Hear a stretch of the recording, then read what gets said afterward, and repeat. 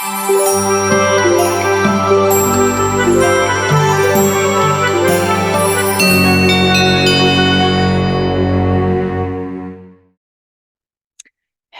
and welcome to a book. I'm thrilled that you are here today. As always, we have a fantastic guest for you. This author is going to talk to you today about what it was like to write her books in a very small space.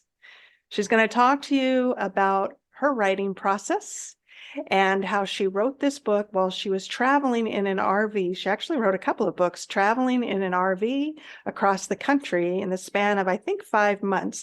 But you don't want to hear from me. You want to hear from her. Before we get to our guest, I would like for you to please hit that like and subscribe button, because as you know, when you subscribe to this channel, it helps our guests out. Well, without further ado, I would like for you to meet Brenna Jo Hobbs. Brenna, welcome to today's show. I'm so excited for you to be here. Thank you. Thank you so much for having me here today. Oh, we are going to have so much fun.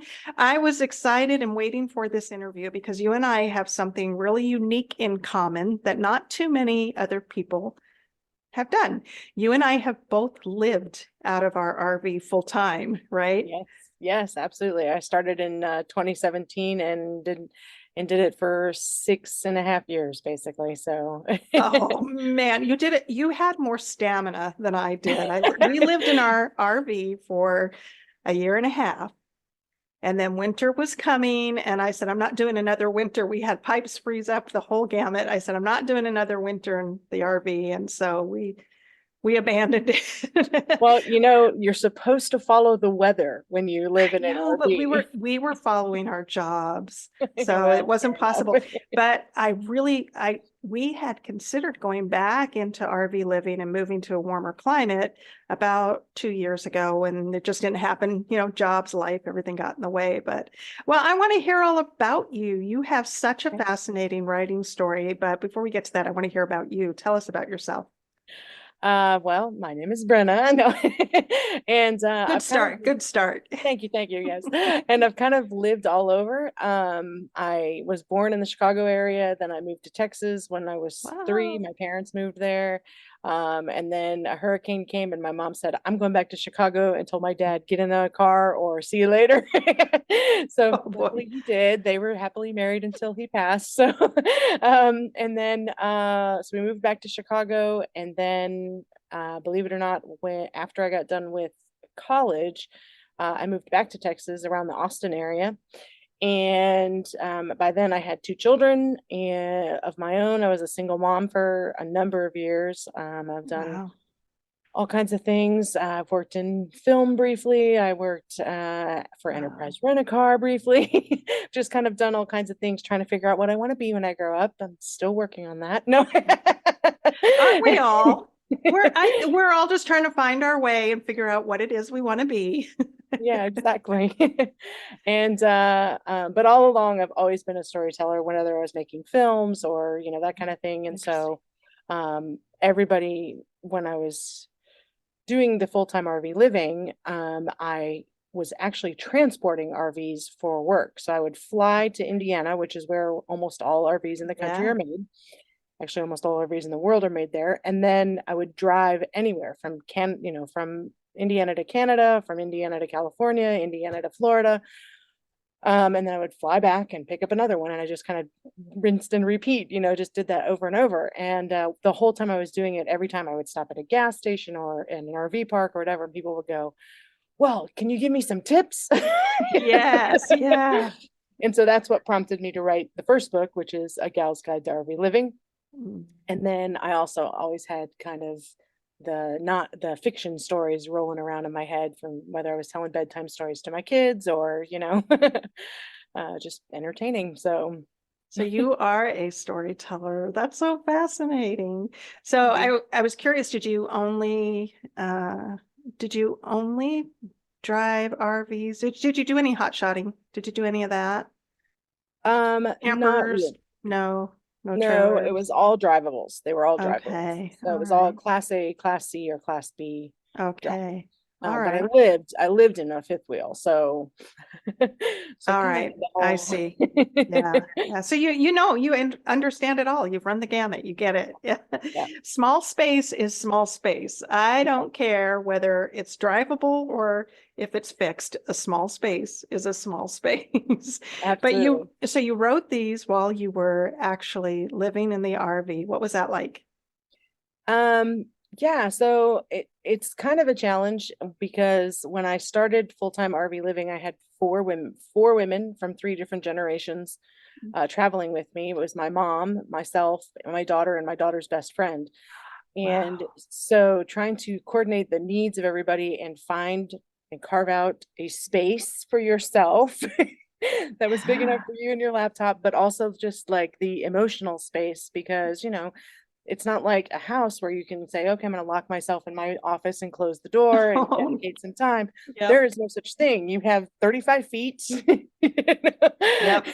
and it's all common area. So put your headphones on and sort of say, okay, I'm going to take this time and communicate a lot with the people around you and also learn how to write with frequent interruptions because it was just unavoidable. And so that Oh, was a challenge, but it was cool. And then the wow. second one, when I wrote that, as you mentioned, I was traveling with two people, two very elite athletes. They're from Brighton, England, and they were running like Forrest Gump style, literally running. They went through 6 pairs of tennis shoes each as they ran from San Diego Beach all the way to St. Augustine, Florida. Oh, no And kidding. Oh my. yeah, it was crazy. It was an awesome adventure. I saw so much of America in a way that I had never seen it before, basically 10 miles at a time, because they would get up in the morning and they would start their run, and then I would drive 10 miles down the road to an agreed, stop point. And then I would sit down, break out my laptop, grab my coffee and do my writing. Oh And my then they would goodness. run to me, which would take, anywhere from an hour to an hour and a half, depending on conditions outside and their energy level and all that. And basically, they would run between 10 and 30 miles every day. And it took us 5 months to get across the country. And I wrote a book Oh, during that oh time. my goodness. Oh, I can't run 10 miles in a week. So Yeah. Me neither. I cannot imagine running 10 miles at a time. That would just be Well, something. at the end, they did 30 days straight of 30 miles a day. So that was 30 ultras in 30 days, Oh, which is a story all by itself. So I oh, probably sure. Yeah. eventually will write that book too. Oh, that would be amazing. I'd love to read that one. Okay, so well, that must have given you plenty of time then to be Yes, able to sit down and really concentrate on your writing since you're just sitting there waiting. kind of. Is Yep, that, is pretty that kind of much. how that went? Oh, wow. It did. How fun. It also gave me specific blocks of time. So I, would kind of set a goal of, okay, during this hour and a half, I want to hit, 1,000 words or 2,000 words or whatever on each given day. So that also helped, because I know a lot of writers do that. They'll set kind of Yeah. a word goal. And I had sort of chunks of time that were pretty set. So I could kind of say, okay, I'm going to try and make this goal today, Oh boy. And Wow. so That, it created a really beautiful discipline for finishing that. So yeah, no kidding.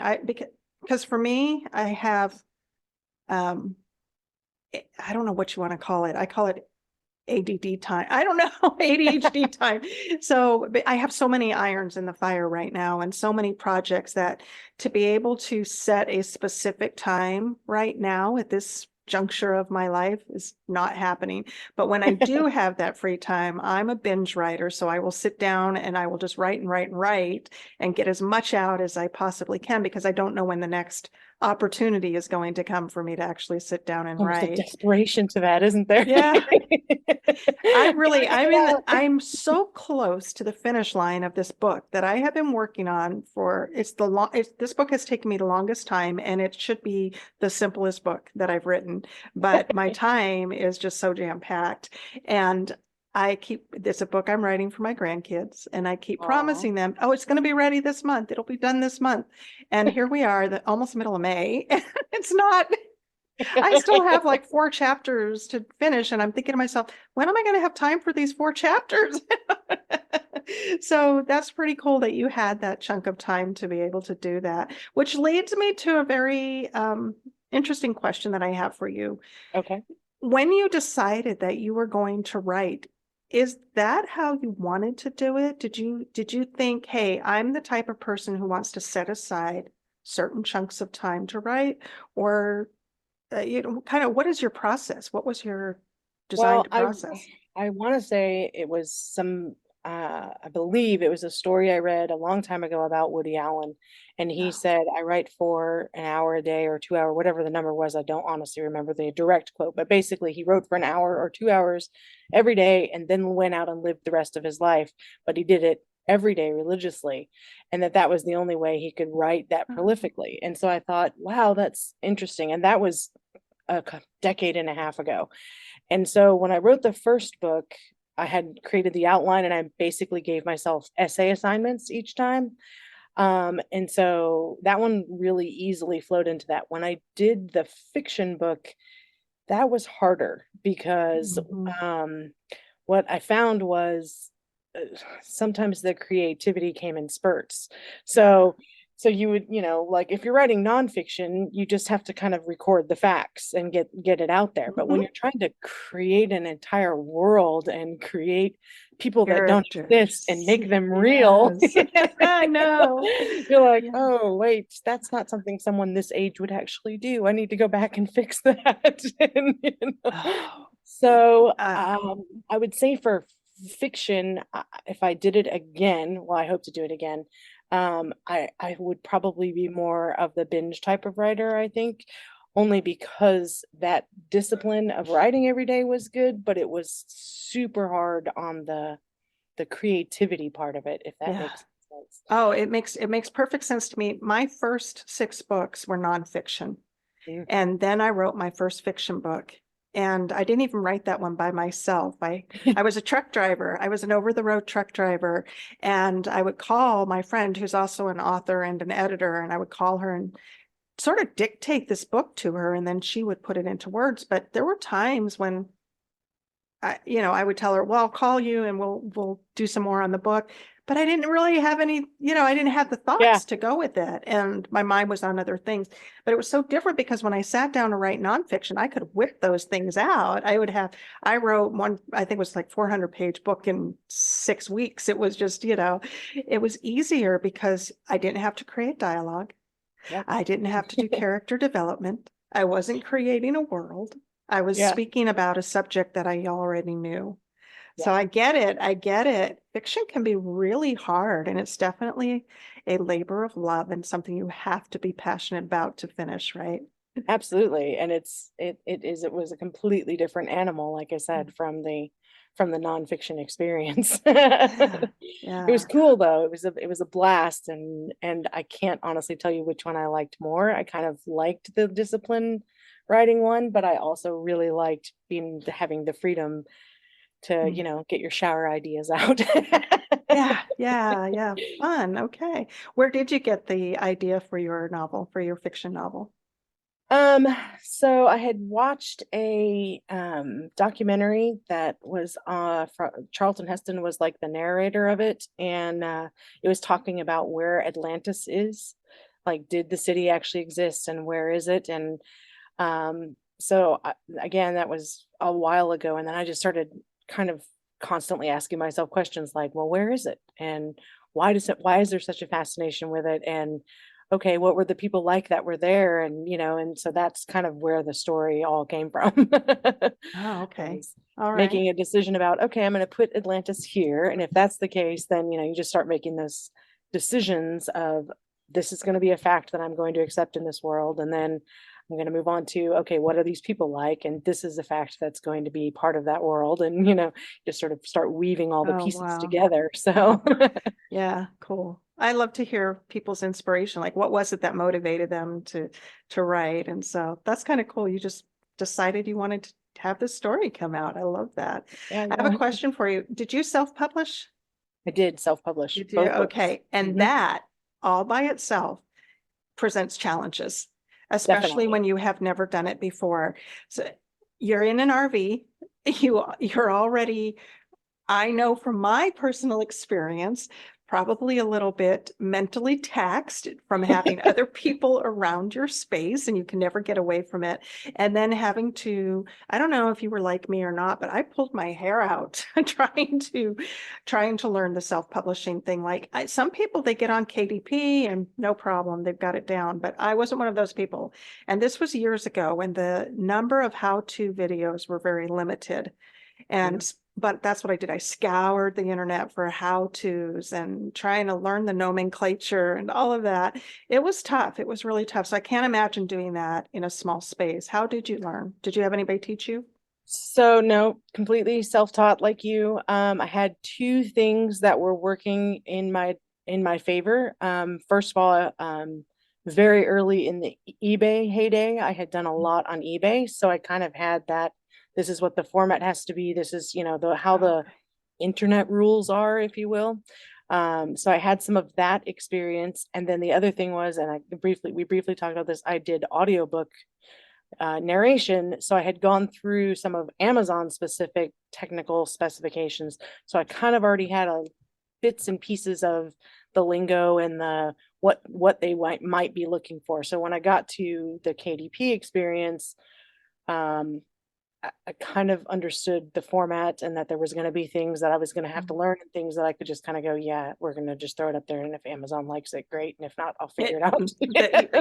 And they will Yeah. let you know when you've done something Yes, wrong. they But will. I want to back up for a minute. You did audiobook narration in an RV, and I cannot imagine ever doing that. So I want you to tell us all about that. Yeah. So narrating an audiobook is a challenge all by itself. You not only have to have the breadth and the animation and the creativity to bring the story alive, or the nonfiction story alive, which is actually harder sometimes to do the nonfiction. But you also have all these technical specifications, like you have to have white noise or room noise, and you have to learn how to do the editing on, like, I used GarageBand, and of course there's way more sophisticated stuff, but I was a beginner and it was easy. So so I also had to create a space, and I had to learn about this, where you could not have echoes bouncing off of the walls and all of that kind of stuff that would cause problems with the audio. So in the RV, what I did was I put a blanket across the main windshield and the driver's window, to deaden the sound so it wouldn't come off that reflective surface. And then I built like this two-sided styrofoam thing that just sort of locked myself into the driver's seat. And so I was sitting in, most people have driven, so how big that space is. It's pretty tiny. So I was able to control the sound. I kicked everybody out of the RV. Wow. Because you also only recorded for the actual recording time was really about 30 minutes or so a session, 30 minutes to an hour at most, because your voice starts to get tired after that. Right. And then you go and you do the editing and all of that kind of stuff. So for actual recorded time of the audiobook, there was probably 4 or 5 hours of technical work that went into editing and sweetening and all that kind of stuff. So, but the actual recorded time in each session was about 30 minutes. So I would box myself in, kick everybody out, do my 30 minutes, and say, okay, all clear. Wow. But you still had to deal with dogs barking and planes overhead, and other campers who could care less that you're recording in your So I can't imagine that. it was a crazy challenge, but it was fun. I was going to ask if it was fun. And so you weren't reading your own books, you were doing narration, I assume, for other people. I bet you got to read some pretty fascinating stuff along the way. It did. One of my favorites, is it okay to mention it? Oh, sure. Yeah, absolutely. Is the Bingo Queens of the Oneida. It's a nonfiction story about how, like, the Native American tribes were originally doing, how they started the bingo halls, which eventually, of course, led to the casinos, but it was the early parts of that. And so it was really cool to kind of get a little bit of the whole what was happening on the reservation, and then how that all developed, because bingo is one of the few games that's like originated. It's a 100% American game. It didn't exist in another country. No kidding. I didn't know that. I did not know that. So, wow. So you learned something along with it. Oh, that's so cool. And I had actually been to that facility, to that reservation when I was a young person. I was like 18 or 19, and I went on vacation with my mom and dad, and we actually went to that particular bingo hall. But I didn't know, of course, that 20 years later I'd be that narrating you an were going to audiobook on narrate it. a book about it. That It is was so really cool. fascinating. I'm a little bit envious, just a little bit. But how cool! How cool is Well, you're all that? set up. You can narrate. You should get started, because I you have nothing else to do. So I'm going to tell you, and I'm going to make this announcement to my audience also. A few months ago, I moved out of my home studio into some office space where I live, and I have decided I'm going to move back to my home space, and I'll tell you Okay. why. A lot of it has to do with some of it, not all of it, has to do with the audio, because in this office space that I rent, I'm not able to do what you did and get the soundproofing stuff put up and all of that. And I end up doing so much of my work at home that I thought, well, I don't need to be here anymore. So for those of you out there who are watching and you keep seeing my background change, I'm going to be moving again. I'm going to be moving into a different studio. I do so much of my stuff at home that it just makes more sense for me to do that. But it was necessary. You talk about that other noise, the outside noise, the dogs barking, all of that stuff. It was necessary for me to move out of my house for a while, because at that time, my husband had taken some time off from work for many months, and there were so many distractions. I couldn't get things done, and we have a dog and we have chickens, and there was noise going on too. But yeah, narrating a book, that's pretty exciting stuff. I get tired reading. This is something I do. We're going to talk about your editing process here in just a minute, but something that I do when I'm editing my books is I read them out loud. I record them, not for public consumption, but for me, so that I can hear it. Because I think when you hear it, that's when you find your mistakes. You go, that doesn't sound right, or that doesn't flow very well. And so I do that. But after about, like you said, an hour or so, that's all I can do. And then I have to, even after podcasts, I used to teach in a prison. I was a teacher, and I would give lectures all day long. And You've had a fascinating life too. I really have. I have. Someday I'll write a book about that. But anyway, I used to teach, and sometimes by the end of the week, my voice was gone. So I can't imagine. I guess most people, I never really thought about it. Most people think that that book was recorded in one total session, and they're not. So Definitely not. And if you, after you've done an audiobook, like I recently listened to, well, it doesn't matter. I've listened to a few of them now, and you can kind of hear when the narrator was not, like, they were reaching the end, and you're like, I bet they took a break for that, because well, and you would pick up on that probably more than the average person would. Absolutely. That's what I'm saying. After you've done one, then all of a sudden, even when you're listening to audiobooks after that, you're like, ooh, okay. Oh my goodness.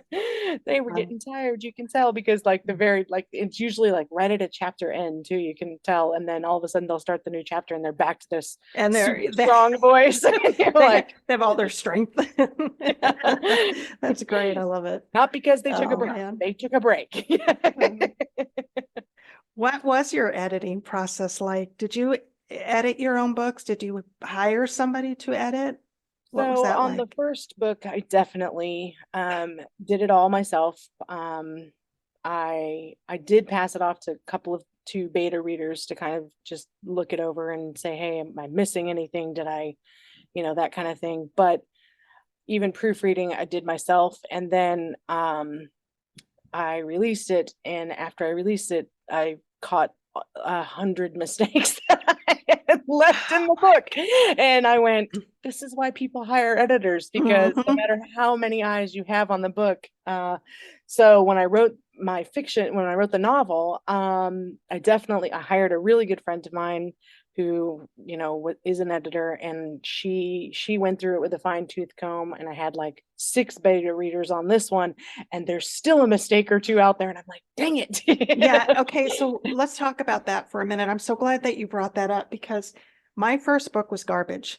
I didn't know about editing. I didn't know anybody who would edit it. Mm-hmm. It was garbage, and I got it back, and I had all of these mistakes, and I've never gone in and corrected them for a couple of reasons. One, I didn't think anybody was ever going to read it.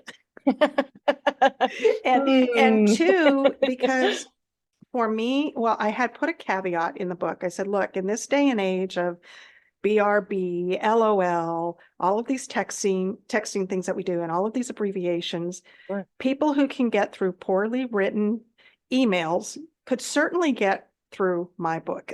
Yeah. And so I thought, look, I gave them a warning before they even read it. That was how I started off the book. This book is, I'm not the most prolific writer. And so I warned them, and it's there. Suck But it the up, other Buttercup. Yeah. another reason why I don't change that, go back and fix it, I know some people tell me that I probably should, is because it's a reminder to me that that was a little bit embarrassing. Even though I had that caveat out there, it was, and it just reminds me to do better the next time. I Yeah. keep it there just as sort of a cautionary tale. You don't want to fall in that trap again. And I have people look at it and go through it. But did you know that even books that come from the best editing house in the world have mistakes, and they leave a certain margin for error in that? So don't feel bad that you have mistakes in your book at all. I don't. But I will tell, like, yeah, I hope everybody that's listening to this, they're worth every penny. The editor is worth Absolutely. every penny that I paid her, and I intend to use her or someone for all of any other writing that I do, because things that are so clear to me, she just brought out, so many things. And I asked her to do a developmental edit, and then she also agreed to do the proof after she read the book. She was Yeah. like, I really liked it. I want to be involved for the whole thing. So that was great.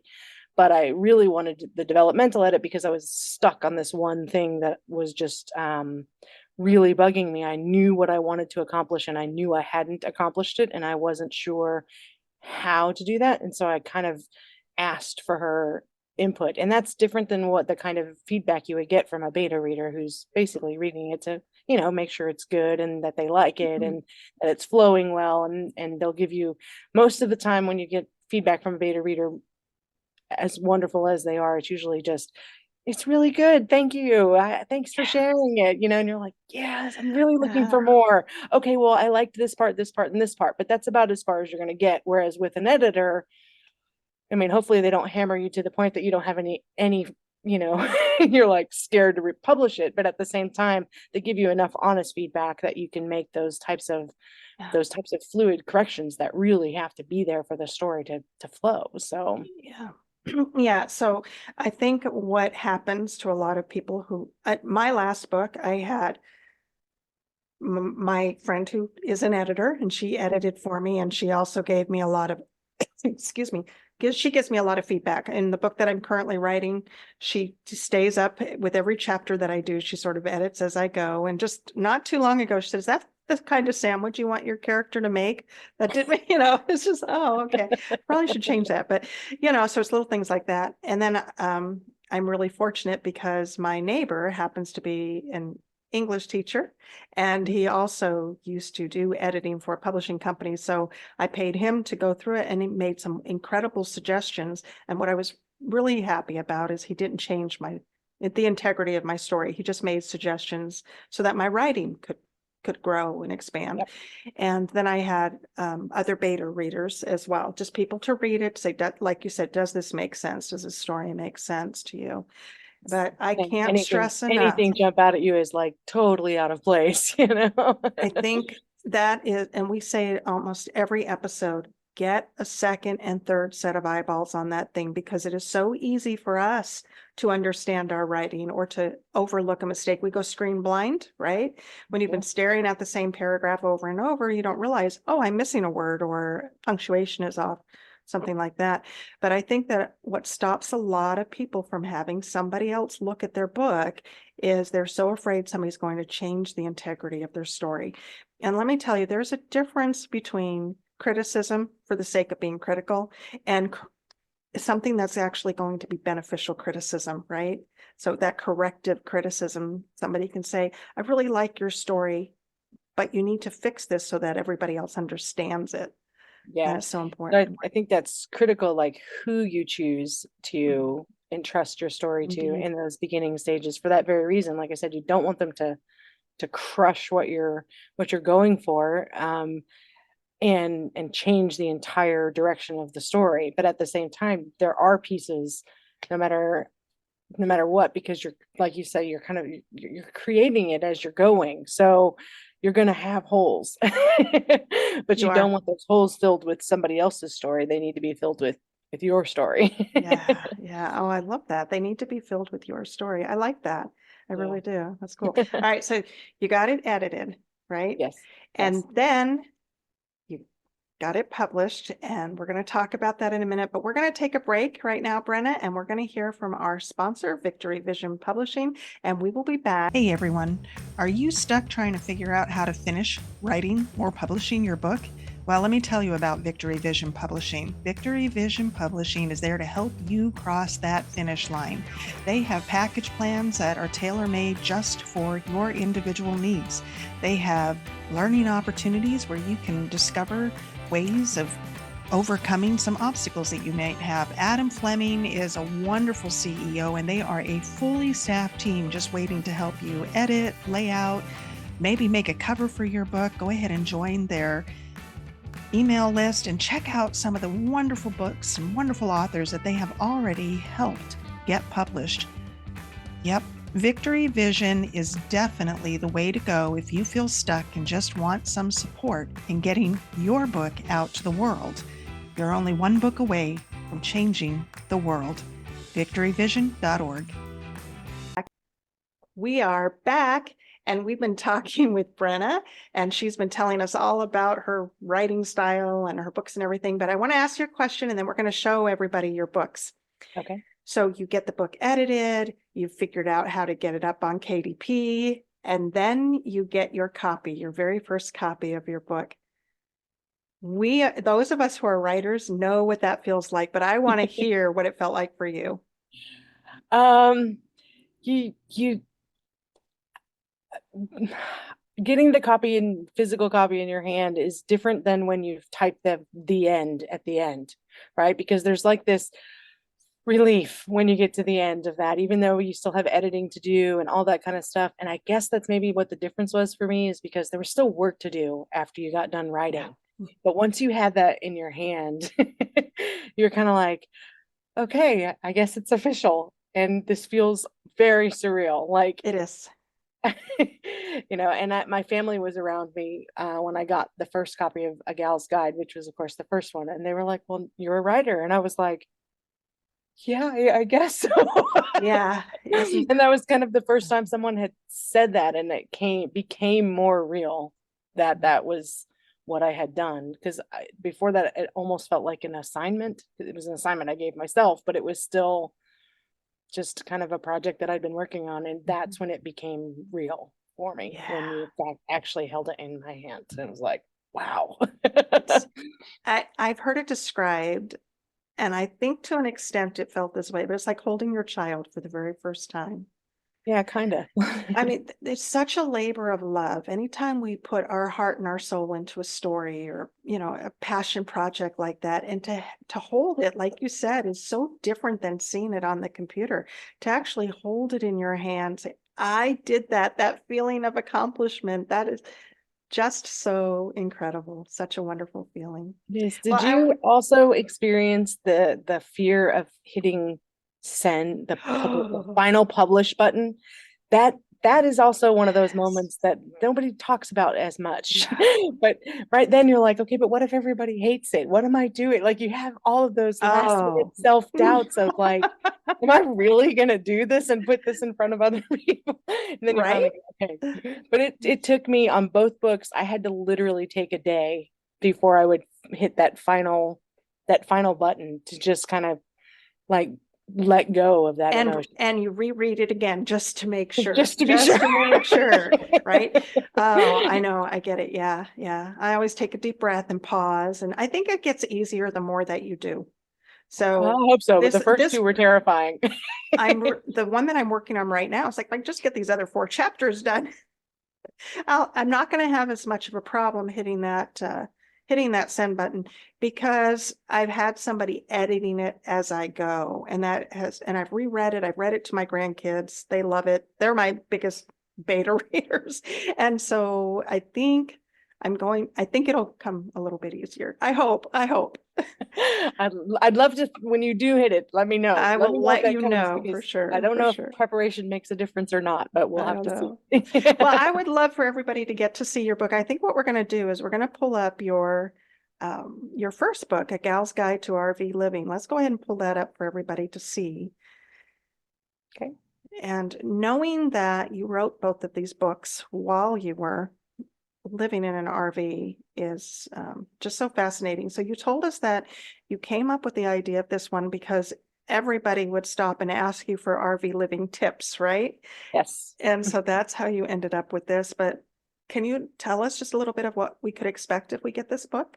Sure. That RV on the cover was actually the bounder that I traveled with 4 women in. That's where I did recorded audiobooks too. So that's kind of a cool thing. And that is sitting in its final resting spot. It pretty much died in Arizona. It was an older RV.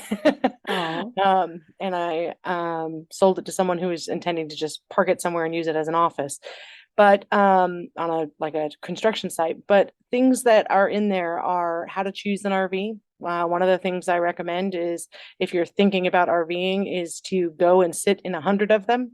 And while you're sitting in 100 of them, think about not your favorite camping day, like when you're out in the sunshine and everything's beautiful and you've got the perfect picnic setting and everything's great. I'm saying go sit in it and think about what you're going to do when you're trapped in it for 3 days, because it's raining outside, and where's everybody that you're going to have with you in the RV going to sit and get through that. yeah. Things like, if you I also cover things like where to look for work camping jobs, and some ideas of things you might not necessarily think of for RVing, as far as work camping. And then also a little bit about like how to chase the weather. And if you're a solo, I kind of write it obviously for women too. So if you're like me, at one point was a single female out RVing, there's a few things you can think about for safety, just common sense things, but you don't necessarily think about them when you first start off. So, or if you're traveling with a partner, there's slightly different concerns. So those Yeah. are some of the things that are mentioned in the book. Oh. I want a copy of that book because, okay, I don't mean for this to sound morbid. I really don't. Uh-huh. But I always think if something happens to my husband, Mm-hmm. I probably want to go live in an RV.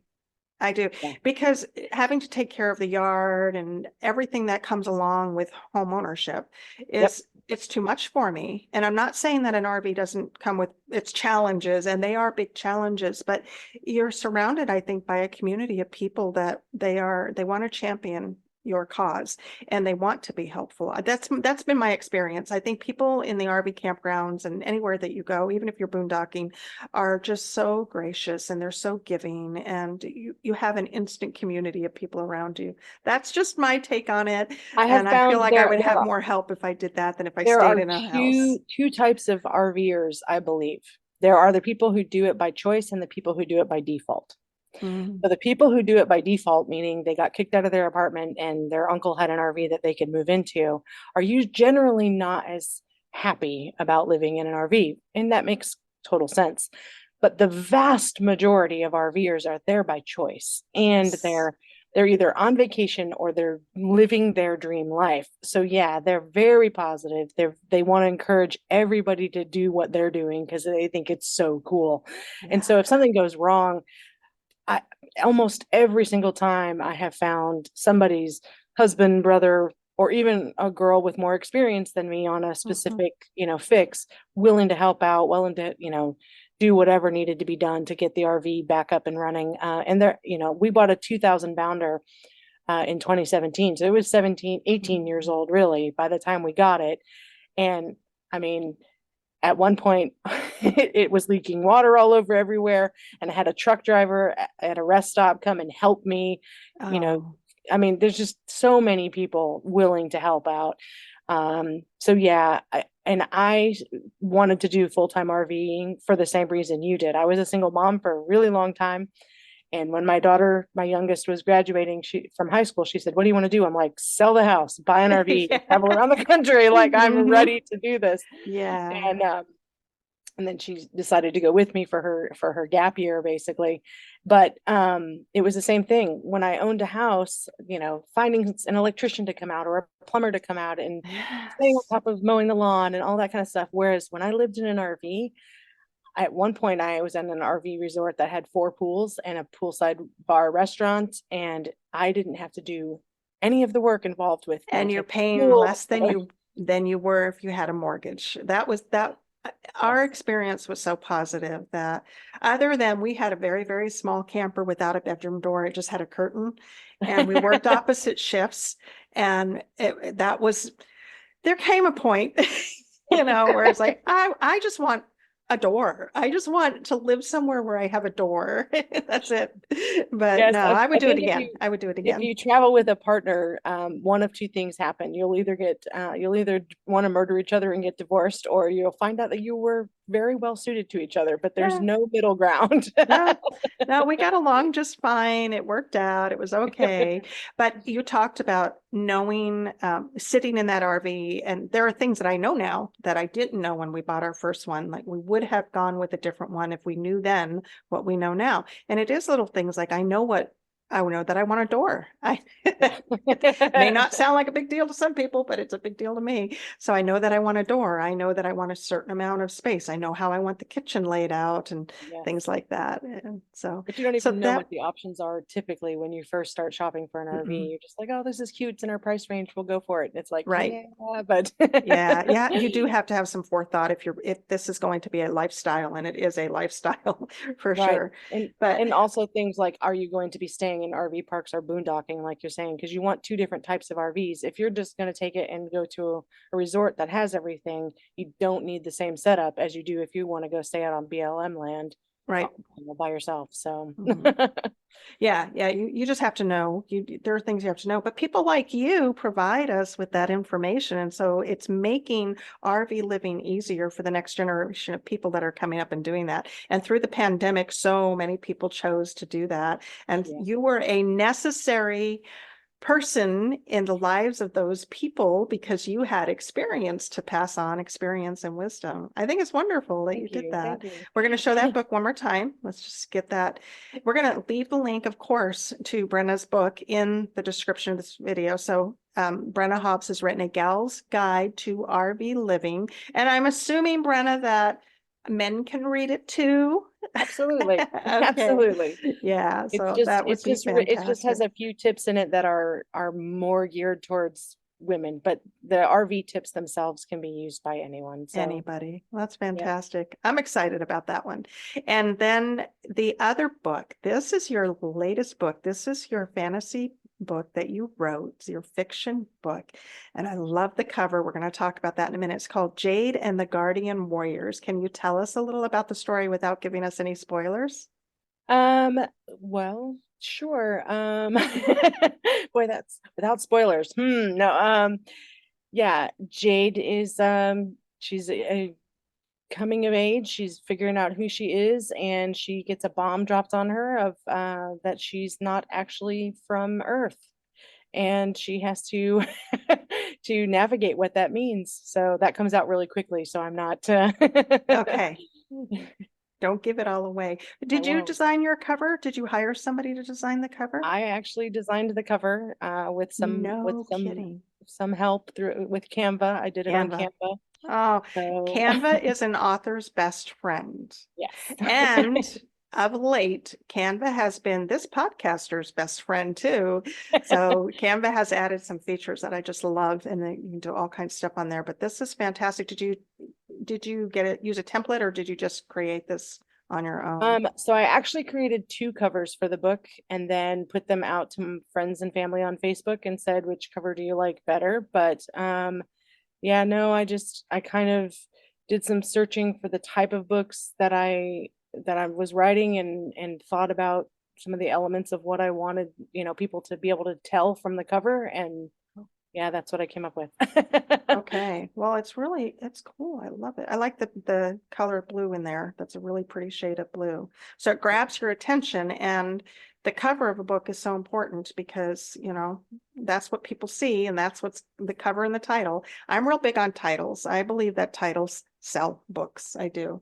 So you did a fantastic job there. And we're Thank we're you. going to leave that link in the description, so you'll be able to find that book as well. We're going to leave both of your books in the And description I'll of today's also video. tell you, I liked the other cover better. You liked But the other cover? I Really? liked the other cover that I created better personally. But everybody, like hands down, 100% said this was the better cover. So sometimes That's funny. you have to put ego aside I know.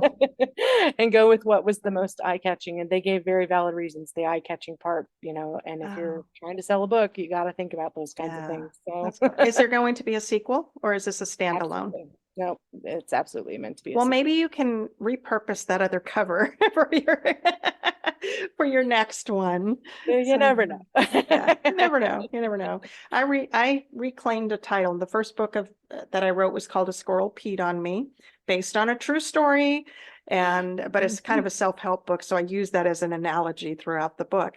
But I reclaimed the title because my first book was garbage, and so the book that I am writing for my grandchildren now is called A Squirrel Peed on Izzy. So anyway, poor Izzy. Anyway, covers, titles, all of those things they sell.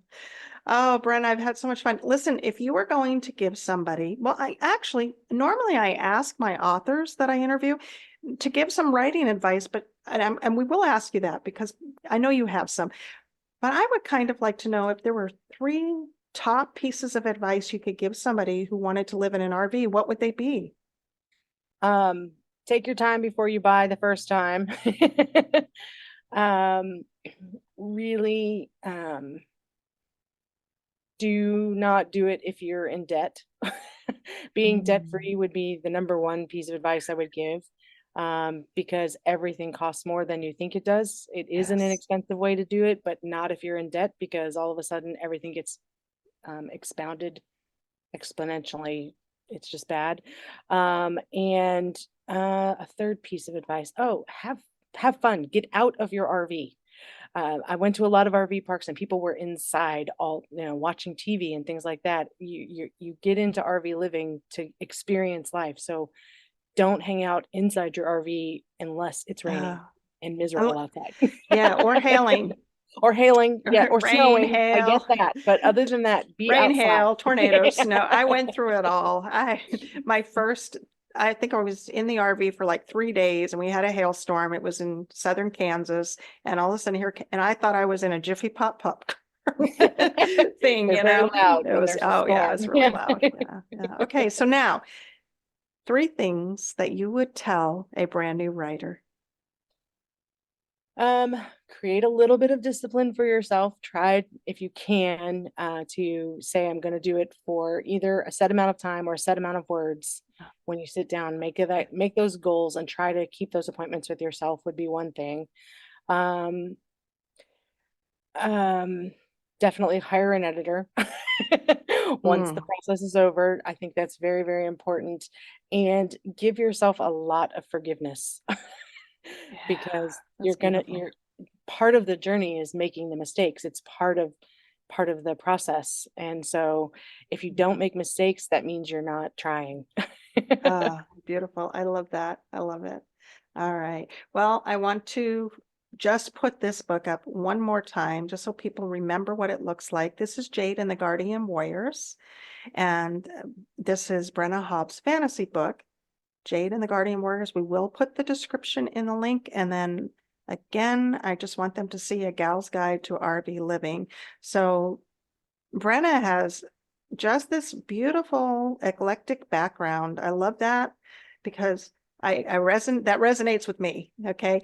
Because my background is all over the place. And I love what you said. I'm still trying to figure out what you want to be, and me too. So I like that. Any parting words about your book or anything you want to let our audience know today before we go? Well, I want to say thank you again for having me. I really appreciate it. It's just awesome. And this has been very easy. You're the first interview I've done with this, and you made it so easy. So thank you so much. Oh, we've had fun. Appreciate that. And as far as to your audience, the only other thing I would want to say is if you're thinking about writing a book, do it. Just start. Just start. Oh, I love it. I love it. You have been listening to Brenna Hobbs today, and she has shared with you all about RV living and all about the books that she has written and what beautiful, beautiful personality she has. Wonderful person. I hope that I get to meet you in person someday and sit down with a cup of coffee and just kind of shoot the breeze, because I think you'd be a lot of fun to have a conversation with. Anytime. I would love to do that. It has been so much fun. Thank you so much for giving up a portion of your time to be with us today. I'm glad that you are here. As always, have a wonderful day and God bless.